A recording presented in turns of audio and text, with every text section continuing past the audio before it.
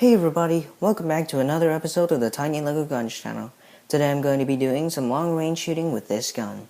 It's designed to be accurate, powerful, efficient, and durable. However, because it's not modeled after any particular gun, it lacks a name, but maybe there will be a name waiting in the comment section below. Who knows? But anyways, in order to cock and load this gun, you would need to take the cocking rod from underneath the barrel and insert it into the barrel. Squeeze the trigger so that the sear is out of the way. Push in the cocking rod, release the trigger, take it out and put it underneath the rifle. Then you would tilt the gun upwards and drop in your ammunition of choice, which can be any axle at least 3 studs long, any shorter and it will fall through the action. Then an additional step you can take is pushing the sear over, and that will squeeze the axle and put pressure on it so that when it's tilted downwards it will not fall out. However, if you squeeze the trigger lightly, it will release it before the firing pin is dropped. So in order to fire downwards, you would need to squeeze the trigger in one swift motion. But I can't imagine you ever firing downwards because it has so much drop, unless you're firing from like a tower or something. But in order to accommodate that amount of drop, I'm going to be using a specially made set of micarta iron sights. And micarta is basically laminated paper. And these I drew on with pencil. The rear sight is this very tall sight.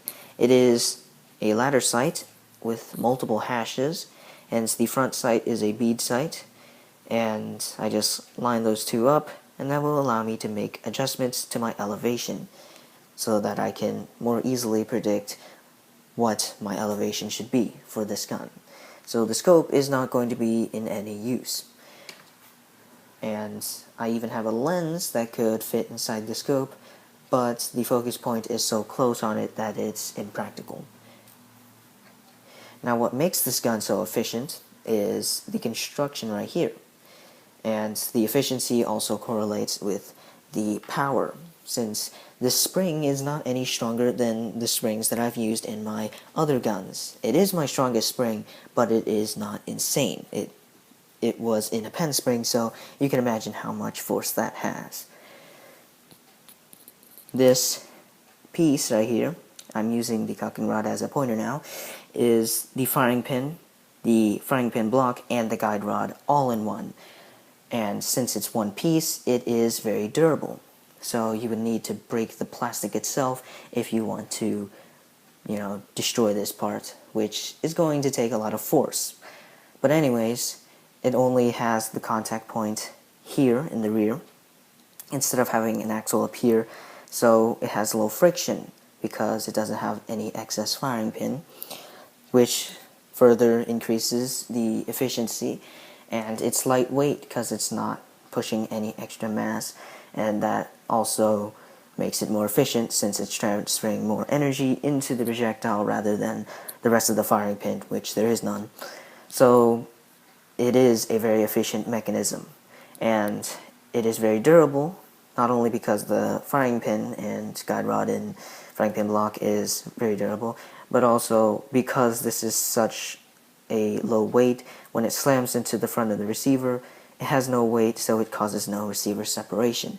So you don't have to worry about pushing parts back together after you fired a couple times. So I can just continuously fire and not have to worry about maintaining the integrity of the gun.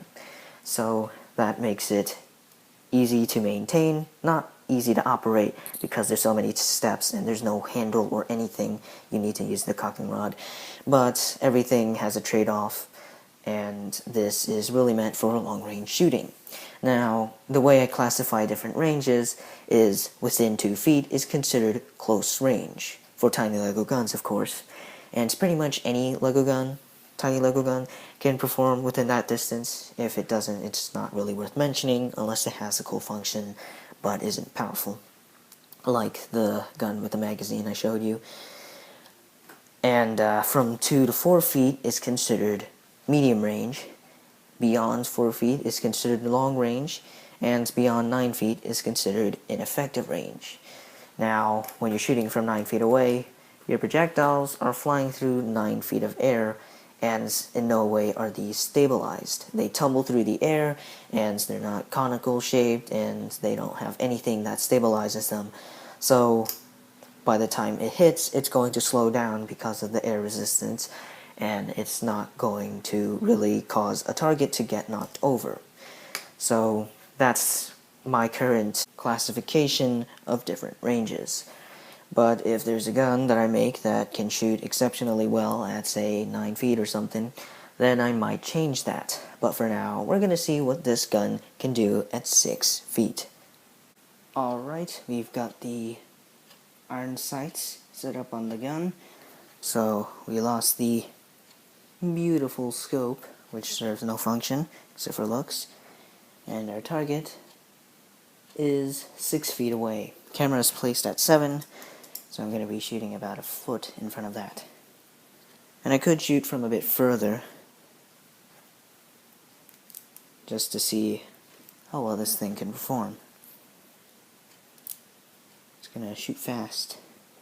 Alright, I'm going to go for the 6th hash.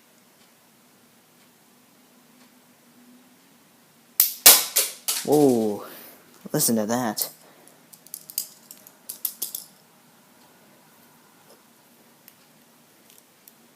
The wires just banging on everything. It's probably sounding horrible with scratchy noises.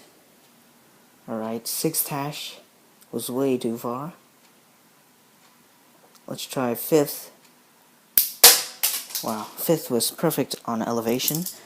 It's just shooting a bit to the side, so I will adjust for that. 5th hash, a little bit over, and oh, pretty close. That one shot at a bit lower velocity. I'm aiming for the gong in the rear, the circle target. 5th, and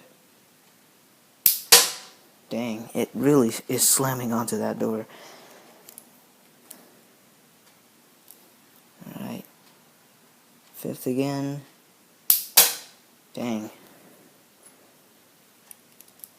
It's designed to be accurate, however, doesn't look very accurate. Oh yeah, wow, look at that. Direct hit, and it's swinging that target. Let's aim at one of the poppers down there. Yet again, 5th, and ooh, just barely missed. That's insane for a pen spring. Let's see. Oh, I think I hit it, but in the legs or something. This is my last shot before I have to recollect some ammo. Oh yeah, I definitely hit it, but it was low, so it didn't really do anything. So I'm going to aim a bit higher at the poppers and recollect my ammo, and we'll see what it can do to the poppers. Alright, I've got the ammunition recollected, and at this point I said screw it, and I'm shooting from 7. So let's see what this can do with an extra foot of distance. I'm going to aim 5.5. That hit low, so I'm going to aim at 6.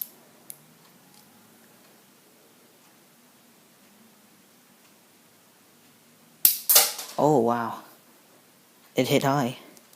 I think it like grazed the shoulder. That popper's super lucky. Let's see, once again, and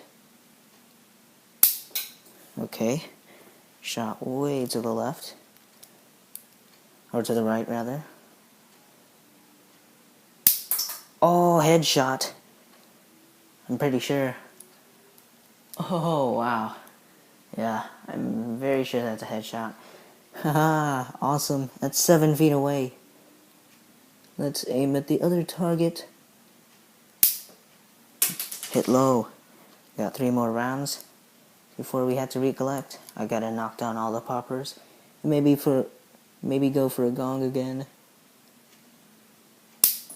Oh, super lucky.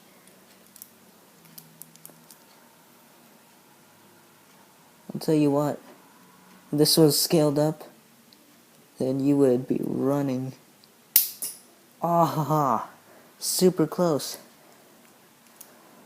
Elevation is very consistent, from what I can tell. Oh, just under. So maybe not. Oh, I have an extra round. Alright. Last round. Let's see if this popper will survive a reload. And that shows how bad of a shot I am.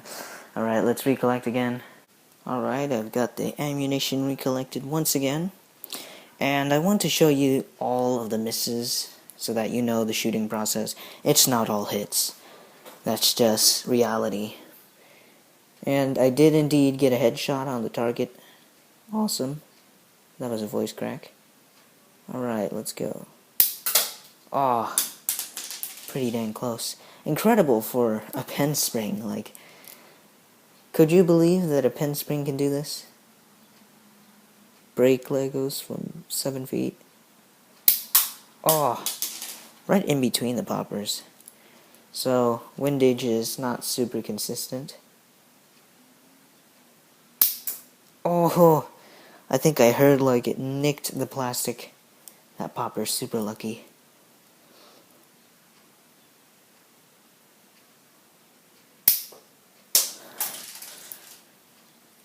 Alright.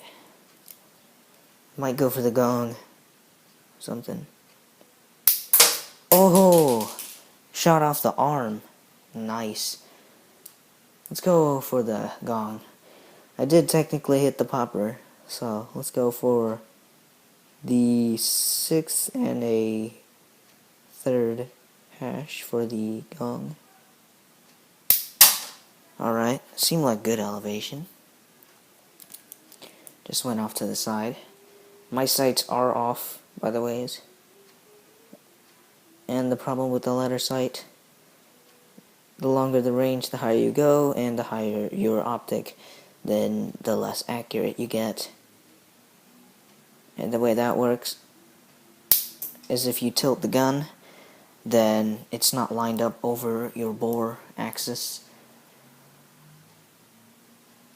So that will cause it to veer off to the side. Oh, I can hear it just slamming into that door. I'm getting really close. And these are iron sights, they're not like parallax free scopes or anything. Oh, barely missed. And that was 7-foot shooting with tiny Lego guns. And that shows you how much power a pen spring has shooting projectiles from 7 feet away. Pretty insane. But hopefully you enjoyed, and I'll see you in the next video.